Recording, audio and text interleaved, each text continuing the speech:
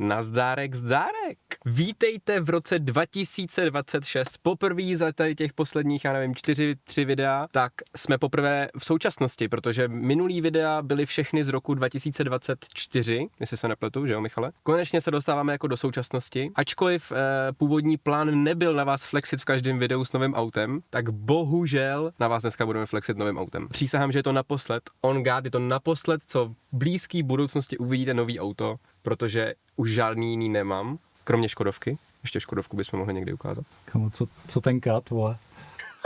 Kámo, a dost, jo, s tím střihem. Hej, já chápu, že prostě vypadám jak opice, já tomu rozumím. Ale já se chodím stříhat buď to do Sapy za 250 korun, anebo mě stříhá kamarád, soused ve svojí garáži, jo? Protože já si nemůžu dovolit mít tolik aut a chodit k barberovi. Kámo, reálně, kdo platí třeba 600 korun za barbera dneska? Kamo, já už nemám ani na barbera, takže prostě já vypám takhle, prosím, dejte tam peníze.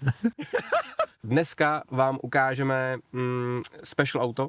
Je to něco, co jsem strašně dlouhou dobu chtěl a strašně dlouhou dobu jsem dělal všechno pro to, abych to mohl pořídit a vlastně místo hypotéky nebo čehokoliv rozumného, tak jsem se rozhodl, že si to koupím.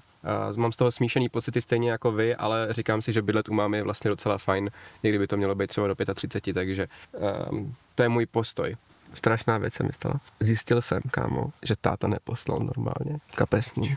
Kámo, neposlal kapesní. Nicméně, auto je špinavý jak prase, takže to rychle umejem a přejedem a ukážem vám, co to je. Většina z vás už stejně ví, kdo mě sledujete na Instagramu, takže to nemá smysl jako úplně prodlužovat.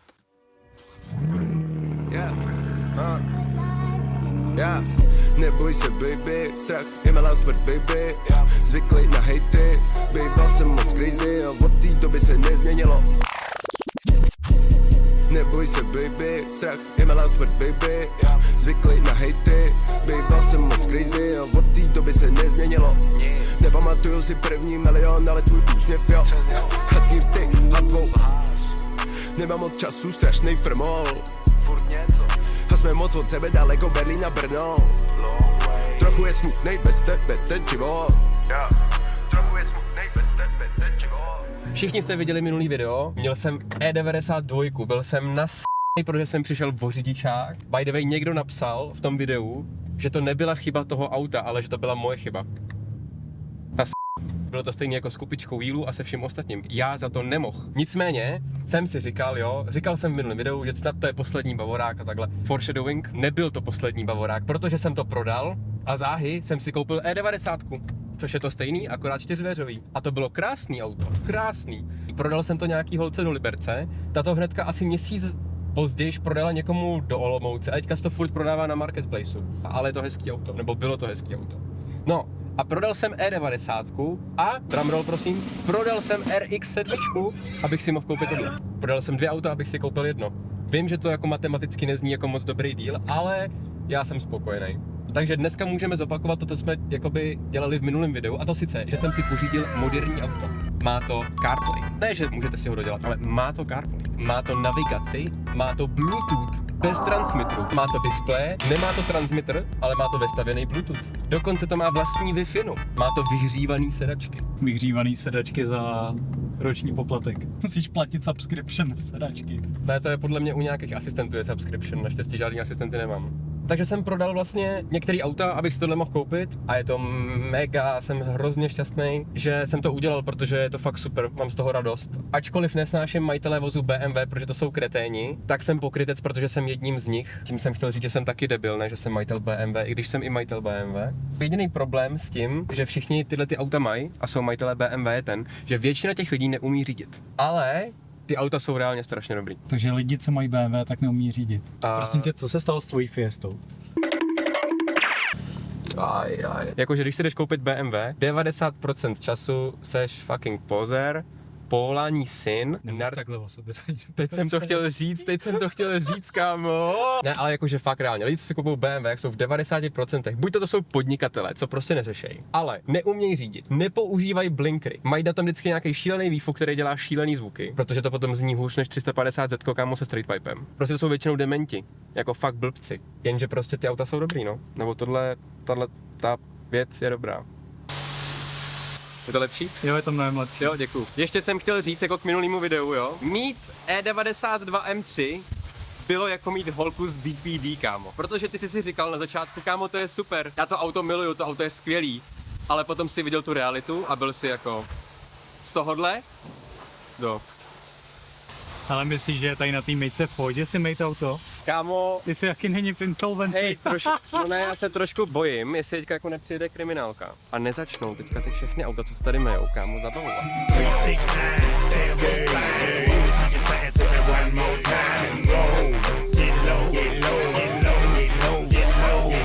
Kamo, ta hlepina je víc aktivní, jak ty na YouTube.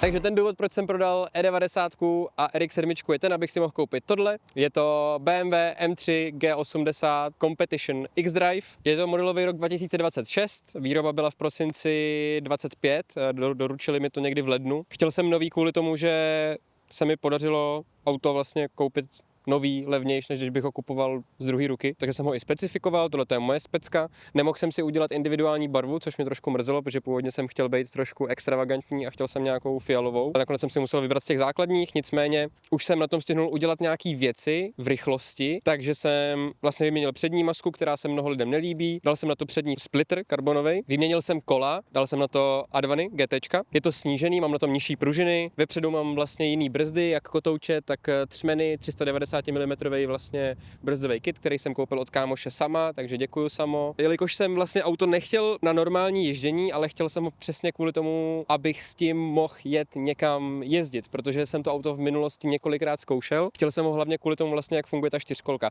Teďka všichni kámo puristi budou říkat: M3 má být zadokolka, to není opravdová M3, je to bobr, je mi to úplně jedno. Ta čtyřkolka tady v tom je asi nejlepší čtyřkolka v sériových autech, kterou jsem kdy řídil, protože funguje fakt strašně dobře. Je to hodně podobný tomu, jak fungují čtyřkolky v rallyových autech. Je to hezky předvídatelný, posílá to hodně toho výkonu na zadní nápravu a konstantně. Není to, že by to bylo nějak extra aktivní, že by se to furt přenášelo mezi předkem a zadkem, ale posílá to předvídatelně a stabilně. Vlastně vám můžu říct, že to je nejrychlejší, prakticky teda teoreticky, nejrychlejší M3 v České republice, sériová víceméně. Jeli jsme na MD a v Mostě to jelo sériový, akorát na semislikách 1,44,5, myslím.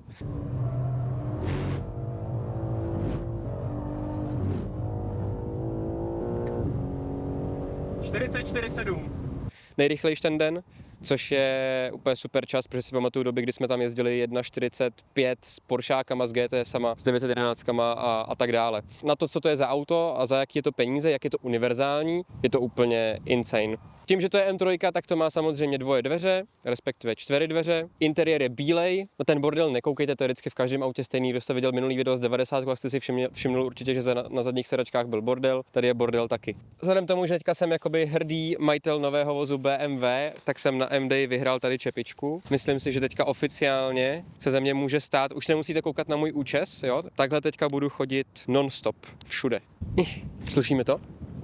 Čau kámo, to je moje M3. Dobrý, ne? Ty máš tu trojku, co žere vodu, že jo? Jseš to ty, Michal? Hezky, kámo. Yes. Má to na sobě exteriér, vlastně karbon paket, interiér karbon paket jsem nechal udělat. Nechtěl jsem karbon keramický brzdy, protože jsem viděl, že s tím budu jezdit na okruh a rozhodně se mi nechce dávat 100 000 za výměnu brzd. Má to karbonovou střechu, mám karbon interiér, udělal jsem si alcantarový volant, klasicky blbec, už je umaštěnej, hnusnej, nevadí. Má to ten velký displej, je to po facelift, takže to má vlastně velký displej před sebou. Ovládání vlastně všechno tlačítkama už neexistuje, takže se všechno ovládá přes ten displej, což je takový, ale jako dá se na to zvyknout. Hustá věc, kterou jsem si naspecifikoval, tak jsou sedačky. Chtěl jsem strašně karbon sedačky. Carbon fiber, jo. Tady taky, jo, carbon fiber, jo, carbon fiber. Tady carbon fiber. Když máte velký nohy nebo velký tak to není úplně ideální, ale vzhledem k tomu, že to není můj případ, tak je to v pohodě. Tohle zahodím do to kámo, to je hrozný. Je to řadový šestiválec, 510 koní, jestli se nepletu, v X-Driveu. a 8stupňová automatická převodovka. Nechtěl jsem manuál, chtěl jsem automat, protože moderní auto a chtěl jsem hlavně 4kolku. Vlastně, kdyby to byla zadokolka čistě, tak to může být manuál. Já jsem ani manuál nechtěl, protože ta převodovka funguje hezky. Je to zajímavý, protože už to není dvouspojka, není to DCTčko, je to jednodušší převodovka, ale pořád se jim povedlo to udělat hlavně v tom po faceliftu, takže to řadí hodně rychle. Obzvlášť nahoru. Dolů je to už takový trošku ale nahoru to řadí moc hezky. Aktuálně mám na autě takový jako fun setup, že vepředu mám vlastně semisliky, nankangy, vzadu mám sériové pirelky, takže auto je hodně přetáčivý, což uvidíte v příštím videu. Tohle toho si vůbec nevšímejte, to takhle má být. To je správně, absolutně. Vůbec jsem s tím blbě nezaparkoval. Na autě jsem nechal udělat PPFku, aby to bylo ochráněný s tím, že s tím hodně jezdím s tím na track day a tak dále. Jsem vyhrál na M-Day. Udělal jsem na tom lehký úpravy, protože jsem se rozhodl, že ze mě bude tuner. Kromě kol jsem se rozhodl, že udělám jako exploration do Číny. Koupil jsem si výfuk, středový díl výfuku bez OPF. Jsem tu nedokážu kapotu, kámo, ale jako pod kapotou nic není. Jak se to otvírá? Chápeš to? Já si nedělám já nevím, kdo to má pojistku. Jo, počkej, já vím, to musíš dvakrát. Tady toho jako moc nevykoukáte, motorový prostor je sériový, Michale. Trošku to od pilu, babiš skoro. Řadový šestiválec, 2 turba, 510 koní, hodně úsměvů na kilometr. Tady už nějak koroduje ty vole.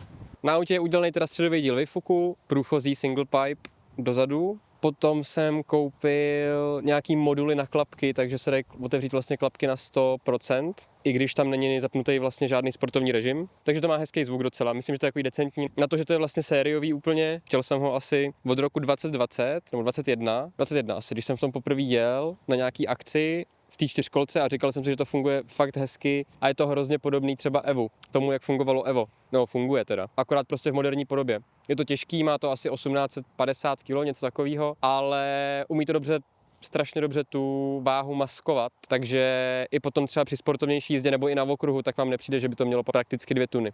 Hodně lidem se to nelíbilo, když to vycházely ty auta, hlavně kvůli těm předním maskám, což si myslím, že se dá relativně jednoduše jako fixnout. Je to široký, ten zadek je krásný. Chtěl jsem M3 a ne M4 kvůli tomu, že vlastně mám rád, když to auto má 2 dveře, je to i praktický z nějakého pohledu. Dají se do toho naložit prostě kámoši, úplně v klidu se do toho vejde 5 lidí jako pohodlně, vzadu je místa. Vlastně ten důvod, proč ty auta jsou asi tak těžký, je ten, že ty auta jsou fakt velký. Když se podíváte jako potom dovnitř, tak člověk, i když sedí normálně, když by někdo chtěl sedět za mnou, tak tady má prostě kilometr místa, úplně jako, že se vejde úplně v klidu. Názorně předvedu. Nejsem malej člověk, ale nejsem ani obří člověk a vejdu se tady úplně bombově, že to třeba v 90, když jsem měl, to vůbec, to bylo malinký auto proti tomu. I vepředu, když jako potom sedíte vedle s někým jako vedle sebe, tak vám přijde, že to auto je hrozně široký i vevnitř. Samozřejmě to BMW, takže to prostě takový jako, kámo, nevím, prostě ten interiér u BMW tak je takový jako levnej trošku, oproti třeba Mercedesu a takhle, tak máte pocit, že sedíte prostě jako v autě za polovinu. Já jsem to auto chtěl hlavně kvůli tomu, jak funguje z řidičského hlediska a proto jsem vlastně tak s tím spokojený. Vtipný je, že vlastně jak jsem dával ty přední brzdy, tak jsem to dával právě kvůli MD. Nandal jsem úplně nový kotouče, nový endless desky, odjel jsem podle mě 50 kol, 40 kol, z toho jsem většinu dne jenom vozil jako kámoše a lidi. Desky už tam nejsou, protože ty zmizely, absolutně. Jsem potom posléze zjistil, že jsem ty desky, které jsem koupil s tím od sama, tak byly nějaká rallyová směs, takže sice měli krásný nástup, ale jakoby zmizely. Kotouče jsou od té doby jako celkem popraskaný a na kaši. Řekl jsem si, že je měnit nebudu, takže jsem tam hodil další sadu destiček nějakých právě těch Paragonů, což je ten výrobce toho kitu. Tak jsem tam hodil nějakou směs vodních, teďka jsme s tím byli na Sosnoví a je to v pohodě, brzdí to, takže dobrý. Standardně to má vlastně na sobě 20 vzadu a 19 vepředu. Já jsem udělal 19 vpředu i vzadu, protože jsem chtěl square setup, abych mohl když tak prohazovat gumy mezi sebou. Takže by to mělo vlastně teďka jezdit 285, 35 celý auto. I na tom okruhu to vážně jako funguje. I jako na tom velkém okruhu se to prostě nestratí, jo. Ten technologický posun, který jako je mezi třeba Fkem, Ečkem a tímhletím, tak každá ta generace jako je fakt znát a i to Gčko je znát, že je to zase o kousek dál. Je to mnohem lepší auto, než bylo třeba Fko. Za mě. Rychlejší, váží to víc, tak je to furt rychlejší jak na okruhu, tak v přímce ve všem. Třeba Fka měli strašný podle mě problém v tom, že sériové brzdy se nedaly prakticky použít. Tady i ty sériové brzdy, i když nemáte karbon keramiky, máte jenom ty oceláče, což já mám schovaný a byl jsem s nima jednou někde na Sosnoví celý den. Ty sériové brzdy i se sériovými destičkami, jak to zvládali úplně v pohodě a nebyl s tím žádný problém. Na té 4kolce tady u toho je fakt dobrý, že mají to vyřešený pěkně, že se to nepřehřívá. Ve chvíli, kdy s tím člověk jako dělá hodně velký blbosti, i třeba v Mostě nebo na Sosnoví, se neodpojí vlastně zadní náprava a nestane se z toho předokolka. Je to fakt pořád 4kolka. stopka. Ještě musím zaklepat, že se mi nestalo, aby se to nějakým způsobem přehřálo a odpojilo se to, což je často u těch 4kolek sériových právě jako taková neduha. Je to vlastně v příplatkové výbavě prakticky skoro full package, který tam jako jde nandat.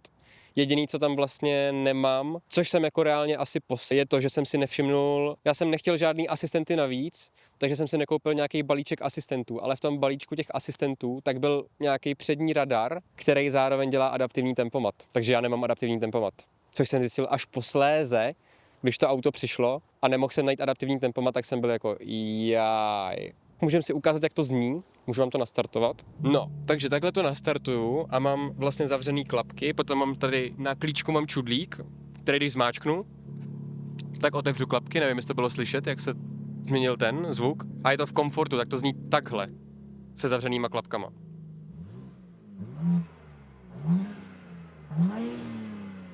Jo, když je otevřu. A pak, když jste jako echt frajeři a hodíte to do sport modu,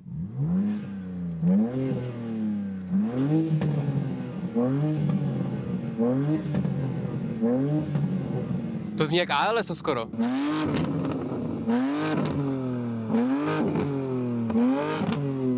Dávám si to zpátky nebo hluchnu.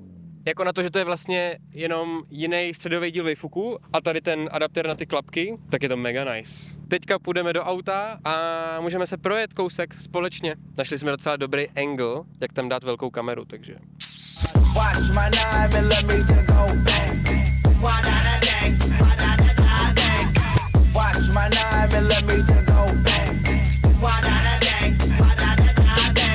Vítejte na palubě BMW M3. Kdo si ze mě dělal určitě srandu v minulém videu, že říkám E90, že to je moderní auto a potom vyjmenuju všechny věci, které to nemá, tak tohle má prakticky všechno, až na odvětrávané sedačky.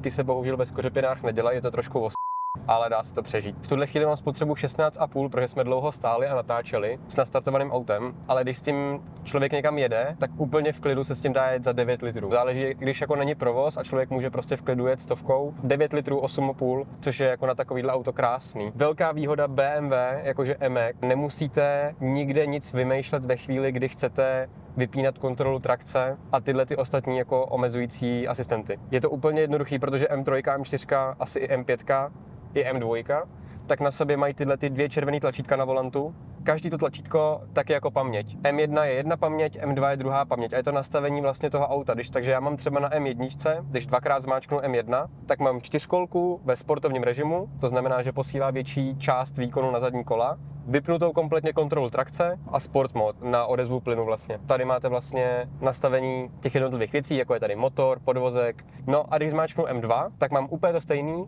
ale mám to ve dvoukolce, protože tady je hustý to, že vlastně vy tu 4kolku můžete odpojit a je z toho jenom zadokolka. A ne jakože zadokolka s tím, že to furt posílá něco málo dopředu. Je to čistokrevná zadokolka. Takže právě hodně puristů, kteří říkají, že M3, M4, že M by měly být zadokolky. Když si koupíte X-Drive, zmáčknete dvakrát tlačítko, tak z toho máte zadokolku. A to je na tom to super, jak to auto je univerzální. I když teda já se přiznám, že upřímně, já jsem si to auto kupoval kvůli té 4kolce, protože jsem byl odchovaný a vyrost jsem na 4kolkách, mám rád 4kolky, dobře fungující 4kolky, jako jsou Eva a tak dále. A tohle je fakt super v tom, že to funguje jako sportovní 4kolka. Ne jako nějaký Haldex nebo něco takového. Jediný, co je vlastně trošku blbý mezi 4kolkou a zadokolkou v Gčku, tak je to, že mám pocit, že 4kolka tak má trošku menší rate, kvůli tomu, že má vepředu poloosy. Upřímně nemám s tím jako žádný velký problém, že by mě to nějak omezovalo. Nejsem žádný velký drifter a na silnicích úplně moc jako blbosti nedělám. Standardně jedu takhle normálně vždycky, abych dojel někam na okruh a tam si to potom vyzkouším naplno, což je nejlepší. Co je jako pěkný to ovládání všeho vlastně na tom displeji.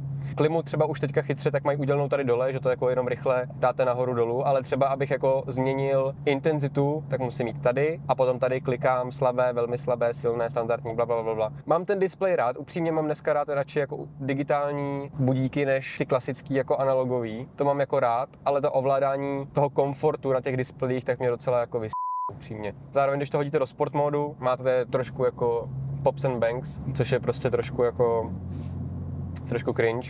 Nicméně v tom komfortu je to potom super auto jako na normální ježdění. Ještě když se vypnou ty klapky úplně, a je to v tom sériovém režimu, kde ty klapky jsou zavřený v komfortu, tak to auto není prakticky ani skoro slyšet a je to tichoučký.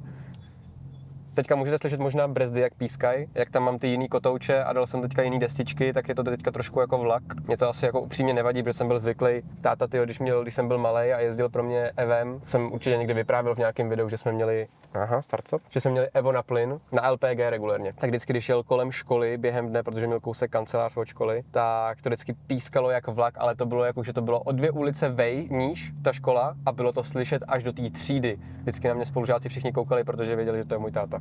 Je na to normální, že je to pohodlný, i když to teďka snížený. Vypadá to o trošku agresivnější zvenku, ale vevnitř je to pořád stejný komfort. Předtím normálně to auto bylo vysoký, šíleně na předku. Teďka možná i z tohohle pohledu to bude vidět, že to auto směřuje tak jako možná lehce dolů, že to má jako lehký rejk, ale je to víceméně v nule, ale předtím, když jste v tom seděli, jak jste spíš koukali jako nahoru. A ta funkčnost, komfort je víceméně pořád stejný. Co mě štve na těch nových autech, tak je to, že teďka máme, že jo, asi díky Evropské unii a díky pravidlům, tak předpokládám, že máme tady ty omezení v tom, že ono to umí číst značky a ve chvíli, kdy jedete třeba na 50, jedete 55, tak to začne pípat. Naštěstí BMW to má chytře vyřešený, že tady podržíte jedno tlačítko set a tím se to vypíná, anebo zapíná zase.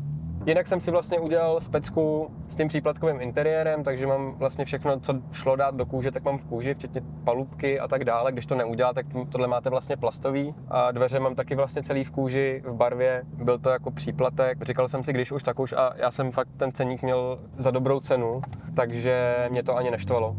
4kolka, všechno vypnutý.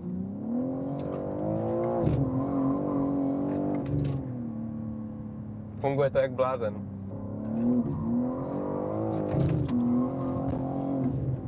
Papírově to má nějakých 510 koní, pocitově to asi tak zhruba bude. Já jsem jako žádnou změnu na softwaru motoru nedělal. Jakože na velký okruh by to mohlo mít ještě o trošku víc, na malý okruhy, jako je Sosnová a tak dále, tak je to víc než dost. Pokud člověk ještě nemá jako semisliky na tom, tak je to úplně jako přepal. Nicméně potom to člověk hodí zase do komfortu zpátky, zmáčknu tlačítko a je to tichý. A je to normální cestovní auto. Koupil jsem si nějaký ještě tvrzený skla nebo tlustší skla kvůli jakože zvuku větru, jakože odhlučňovací skla asi to jsou. Jako vítr tady je stejně slyšet, ono teda dneska zrovna fouká, ale furt je to jako, nevím, jestli tam je nějaký rozdíl, ale ten příplatek stál asi 3000 korun, takže to není asi úplně žádný drastická věc. Co je cool, tak jsou tyhle ty karbonové sedačky. Hodně lidí to nechce. Obecně si to hodně lidí s těma karbonovými sedačkama nespecifikuje, kvůli tomu, že jim jsou nepříjemný. Mně třeba osobně jsou mega příjemný. Chybí jim to odvětrávání, ale mně to nevadí, protože v tom stejně jako nejezdím jako normálně, ale vždycky, když jako něco chci někam jet, jako jezdit nebo něco, mají fakt dobrý to boční vedení, jakože jsou hodně pohodlný, nejsou zbytečně tvrdý, ale mají to boční vedení udělané tak, že i když pojedete na velký okruh a máte velký zatížení a všechno, tak z té sedačky nevypadnete. Zároveň se ty boky dají vlastně přifouknout, aby vás to víc objelo, což je na tom fajn. A jediný co, tak tady mezi nohama, tady asi uvidíte u sebe spíš, tak je tady tato karbonová vložka, která nechápu, proč tam je, jakože chápu, že to má být asi jako na vedení nohou, ale je to spíš jako otravný regulérně, protože když byste měli třeba trošku jako větší hmotnost, jo, byli jste trošku objemnější. Vím, že s tím tady s tou vložkou budete mít problém a bude vás to tlačit do nohou. Já naštěstí jsem jako relativně, dneska, jestli jste si všimli, tak jsem trošku hubenější, než jsem bejval a nemám s tím vůbec problém, jakože vejdou se mi tam nožky úplně v klídku. Ještě já jsem zvyklý sedět tak, že mám hodně pokrčený nohy, takže vlastně ani nemám nohy položený na té sedačce vlastně na spodku, takže mě to nevadí. Ale věřím, že kdyby někdo byl větší, tak to být problém může. Ale jako jestli jinak můžete a chcete, nebo chtěli byste, tak si ty karbonové sedačky kupte, protože za mě to je fakt banger a těch aut není hodně, co je mají. V dnešní době si to mnoho lidí nespecifikovalo, myslím, že z dlouhodobého hlediska potom při prodeji to vlastně bude i dobrá věc, protože ty lidi, co si ty auto budou kupovat z druhé ruky, tak si myslím, že častokrát ty auta budou chtít právě na nějaký blbnutí a tak dále a budou se jim ty karbonové sedačky líbit. A jo, ta příplatková cena za ty sedačky je jako ranec. Já myslím, že v českém ceníku ty sedačky jsou asi za 140, za 130 tisíc, což jsem zaplať pán Bůh já neplatil, protože to je hrozný za 2 sedačky. Ale furt je to lepší než sedačky z RX-7, protože kdo si pamatuje bílou RX-7, která v sobě měla Origo Reccara, červený karbon kevlarový, tak ty se prostě přeprodávají třeba za 3 kg, za 4 kg, za 2 sedačky. Prostě insane. Řadit můžete normálně buď to pádlama, máte vlastně tohle má karbonový interiérový paket, takže to má karbonový volant, karbonový pádla, karbonový tady obložení všude, a takže můžete řadit buď to pádlama, nebo tady máte pákou, můžete normálně jako v sekvenční převodovce a dopředu je dolů, k sobě je nahoru. Jediný, co nemám, tak je ten tempomat adaptivní, což jsem fakt jako regulérně, kromě toho, tak mi vlastně nechybí nic v kromě ještě vlastně mohla být jako panoramatická střecha, tu jsem nechtěl, protože jsem chtěl karbonovou střechu. Harman Kardon, dobrý zvuk, když posloucháte Iza tady, tak jako very nice. Mercedes a AMGčka mají trošku lepší to audio v některých věcech, jako jsou třeba basy, tohle auto vůbec nemá basy. Mercedes třeba dneska má, myslím, že se jmenuje 3D audio, 4D audio a to některý AMGčka mají normálně jako basák, že to nemá vlastně velký basy z reproduktorů AMGčka, ale máte basák vyloženě jenom na basy, přidělaný k sedačce, takže cítíte jako vibrace při beatech. Je to podobný jako na simulátoru, když děláme shakery na vibrace, na různé efekty, tak to je vlastně jako podobný princip. Uvidíte v příštím videu, že to auto umí fakt jako dělat nesmysly. Jsme na normální silnici, já to tady nechci dělat, protože to nerad dělám mezi autama na normální cestě, nechci vám tady nic ukazovat, ale ve příštím videu tak uvidíte, jak jsme jeli na track day do Sosnoví a to auto je fakt beast, jakože je to fakt dobrý. Je mi 25, vždycky jsem si sliboval, že až mi bude 25, tak si koupím Porsche, nebo že chci mít do 25 Porsche, jako aspoň jedno auto. Těch aut mám naštěstí dneska, se mi poštěstilo, musím zaklepat, mám pořád víc a udělal jsem v uvozovkách kompromis, že jsem si koupil novou G80, protože jsem si chtěl udělat radost sám pro sebe a vlastně užít si trošku to ovoce, co jsem jako zasadil během posledních let a co se mi podařilo nějakým způsobem nastřádat. Tu M3 jsem chtěl fakt několik let, furt jsem na to koukal, chtěl jsem z druhý roky, bla, pak se naskytla příležitost si pořídit novou a nelituju toho, je to jako fakt dobrý. Tak jenom jako rychlá demonstrace té čtyřkolky a zadokolky, takže launch control jako ve čtyřkolce, jo?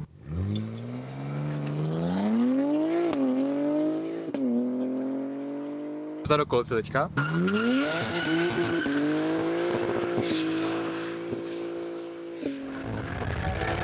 Specialties in my life.